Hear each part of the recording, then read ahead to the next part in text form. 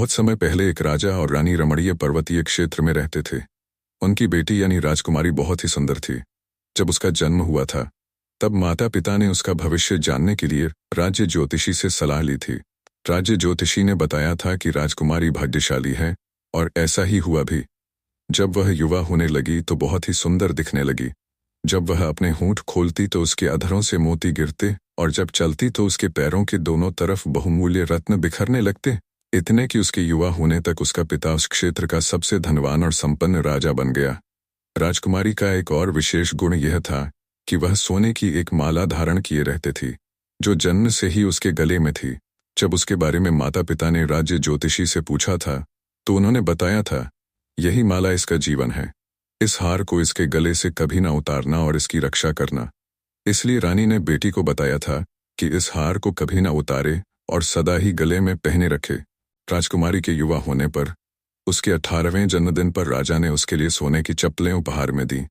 राजकुमारी ने पिता को धन्यवाद दिया और अपनी सेविकाओं के साथ वही चप्पलें पहनकर अब वह पहाड़ों में चहलकदमी करने जाती। इससे उसके नाजुक पैरों की सुंदरता और भी बढ़ जाती।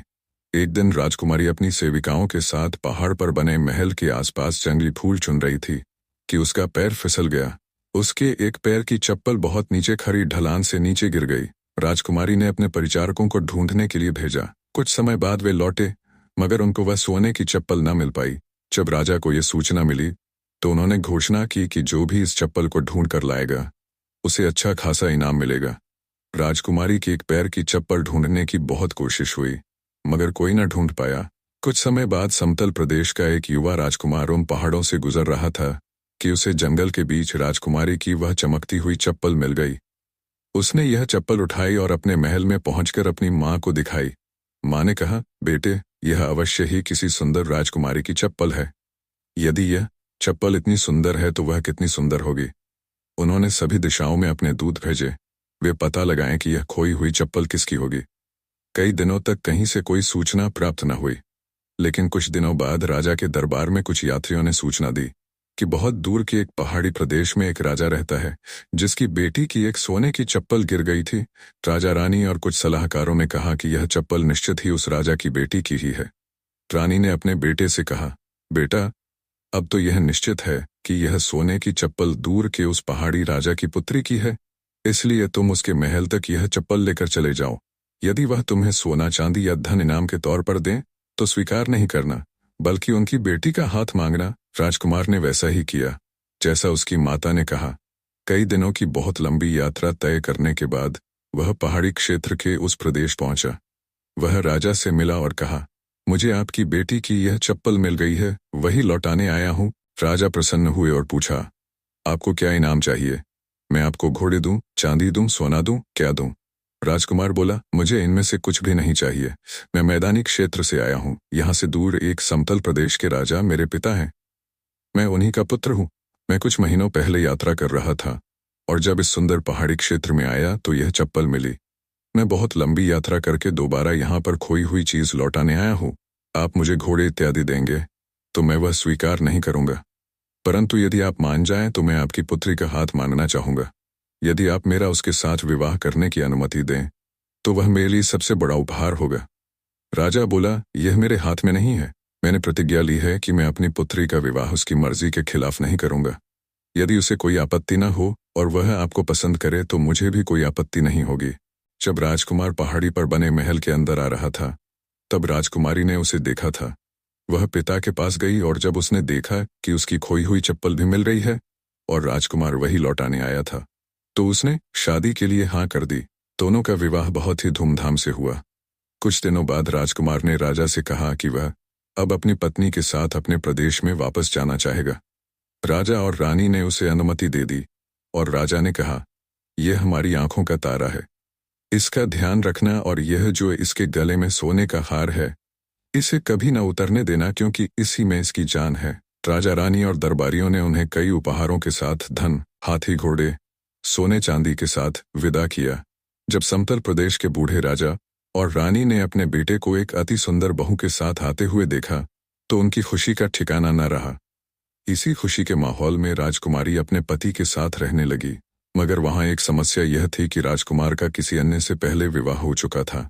जो एक साधारण सी लड़की थी, और राजा रानी उसे ज्यादा पसंद नहीं करते थे। पर्वतीय बहू के आने से राजा तथा रानी बहुत ही प्रसन्न हुए और संतुष्ट भी कि उनके पुत्र को एक अच्छी पत्नी मिल गई है। राजकुमार भी बहुत ही खुशी का अनुभव कर रहा था।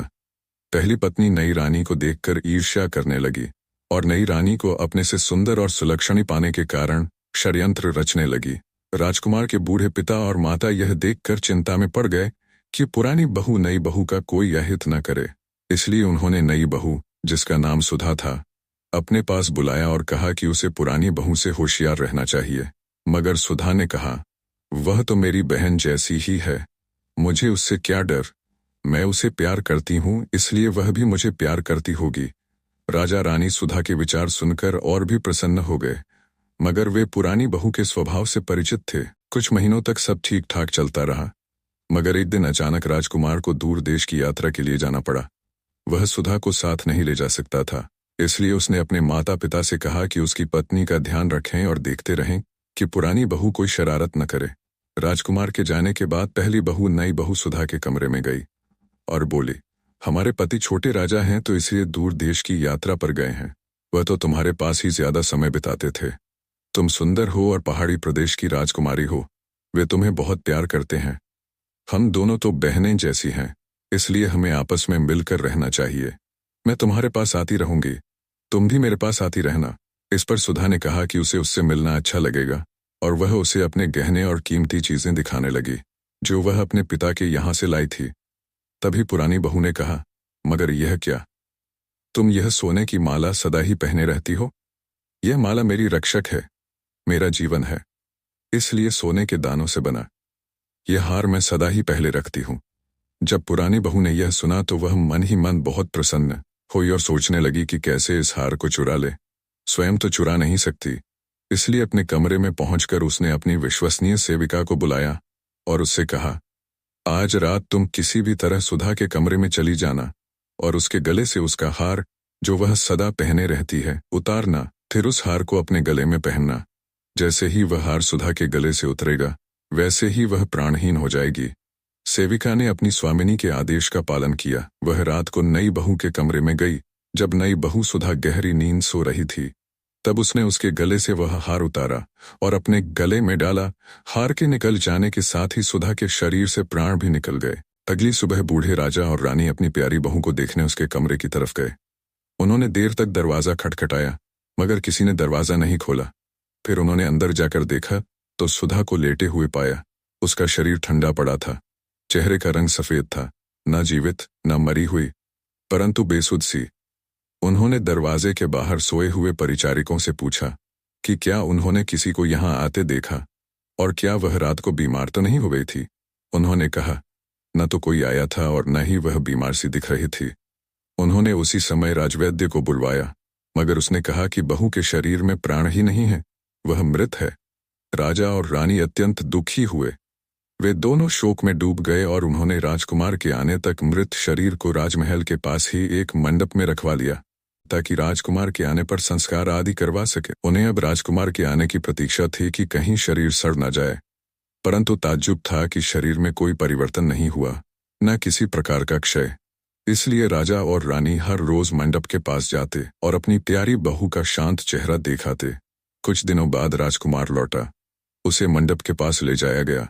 सुधा का चेहरा वैसे ही सुंदर था जैसे पहले था, होंठ भी वैसे ही, चेहरे पर वही लाली। लगता था कि जैसे वह सोई हुई हो। टूटे हुए मन से राजकुमार अपनी सुंदर पत्नी को देखता रहा। उसको देखकर लगता था कि कहीं पत्नी के शोक में वह मर न जाए। वह अपने भाग्य को कोस रहा था कि क्यों उसे दूर के प्रदेश की यात्रा पर जाना पड़ा। न वह जाता, न वह इसके अंतिम क्षणों और अंतिम संवाद से वंचित रहता। वह पूरा दिन मंडप के सामने विलाप करता रहा। संध्या के समय उसे महल की ओर ले जाया गया, तब भी वह जाने से इनकार करता रहा और अपनी पत्नी की ओर देखते हुए कहने लगा, शायद यह तुम्हारे अंतिम दर्शन है, ना जाने कल मैं रहूं न रहूं। मेरी मनोरम प्यारी पत्नी, मेरी सुधा। बूढ़े राजा और रानी को लगा शायद उनका बेटा राजकुमार पागल न हो जाए या उसकी भी मृत्यु न हो जाए, इसलिए उन्होंने उसे दूसरे दिन मंडप की ओर जाने से रोक दिया। इस सेविका ने सुधा के गले से हार उतारा था और अपने गले में पहना था। वह शाम को सोते समय वह हार तथा अपनी चूड़ियां आदि उतारती और अगली सुबह फिर पहन लेती। जब नींद से जाग जाती, जब शाम के समय वह सोने का हार उतारती थी, उस समय सुधा के शरीर में प्राण शक्ति जागृत होती, वह जीवित हो जाती। जब सेविका वह हार फिर से पहन लेती तो सुधा फिर से मृत सी पड़ी रहती। परंतु यह बात कोई न जान सका, क्योंकि राजा और रानी दिन में आते और फिर चले जाते। वे समझ नहीं पाते कि क्या करें, यह उनकी प्यारी बहू का क्या हाल हो गया, बेटे को कैसे संभालें, संस्कार करवाएं या नहीं। वे बूढ़े राजा रानी कोई निर्णय नहीं ले पा रहे थे। जब सुधा पहली बार रात के समय जागृत हुई, वह पहले तो डर गई, मगर फिर समझ गई कि उसके गले का हार चुराया गया है। उसने सोचा कि सुबह होते ही वह महल में घुस जाएगी और अपना खोया हुआ हार ढूंढकर पहन लेगी। मगर वह सुबह कभी न आई, क्योंकि सूर्य की पहली किरण फूटते ही सेविका हार पहन लेती थी। सुधा रात को सामने के पोखर से पानी पीती थी और फिर अपनी जगह पर लौटकर सुबह का इंतजार करती, न कोई भोजन न कुछ खाने को। परंतु जब वह पोखर की तरफ जाती तो चलते समय अपने आप पहले की ही तरह रत्न जवाहर बिखरते। पगलाया सा राजकुमार जब अगले दिन मंडप के पास गया तो उसने मंडप के सामने से पोखर की तरफ कुछ कीमती मणियां देखीं तो अचंभे में पड़ गया। उसे लगा कि हो न हो उसकी पत्नी सुधा के शरीर में अभी भी प्राण शक्ति का कोई अंश बचा है। वह सारा दिन देखता रहा कि उसकी पत्नी का बेसुध पड़ा शरीर कोई हरकत करे, मगर ऐसा कुछ न हुआ, क्योंकि वह रात को ही जागृत होती थी। निराश होकर वह वापस महल में चला गया। वह अगले दिन मंडप की ओर नहीं गया और सारा दिन उदासी में काटा। महल के लोगों को लग रहा था कि शायद वह भी अब ज्यादा दिन जिएगा नहीं, क्योंकि उसने खाना पीना भी छोड़ दिया था। शाम के समय भी वह उदास था, मगर सोच रहा था कि रत्न और जवाहर मंडप के आसपास कैसे आए होंगे। वह उठकर मंडप की ओर चला गया। वहां बैठा तो देखता है कि कोई स्त्री मंडप से निकलकर पोखर की तरफ जाने लगी है। पहले तो उसे लगा कि कोई परी होगी, मगर फिर अपनी पत्नी को दूर से ही पहचान गया।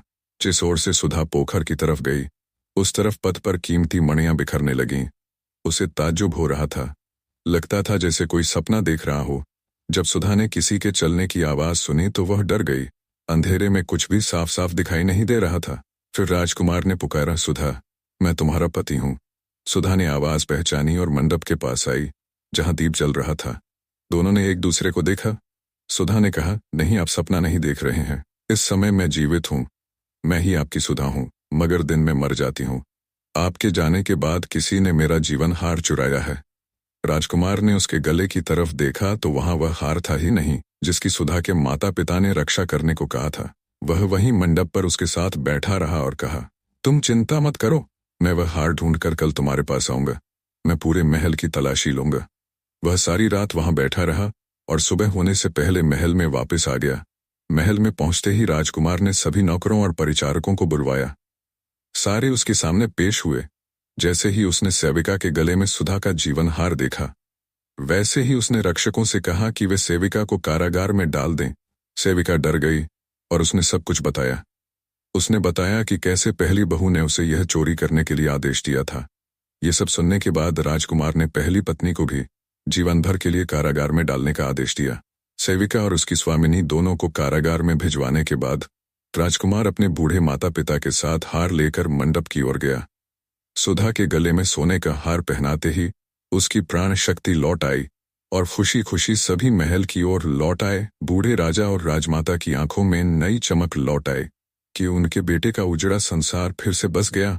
ये खबर पूरे राज्य में फैल गई। चारों तरफ खुशियां मनाई जाने लगीं। उसके बाद बूढ़े राजा रानी, उनका बेटा और बहू सुख से रहने लगे।